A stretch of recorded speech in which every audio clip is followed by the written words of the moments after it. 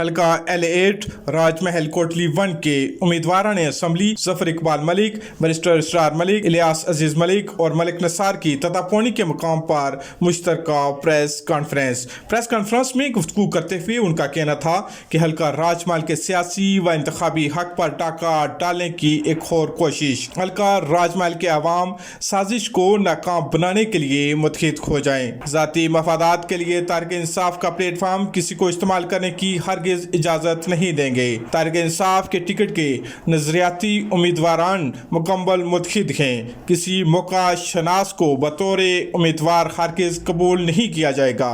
پارلیمانی بورڈ نومولود سیاسی ریکارڈ ضرور چیک کر لے۔ ایسے لوگوں کو حلقہ راج محل سے امیدوار بنایا گیا تو جماعت کو ناقابل تلافی نقصان ہوگا۔ کارکنان کی آواز سنی جائے۔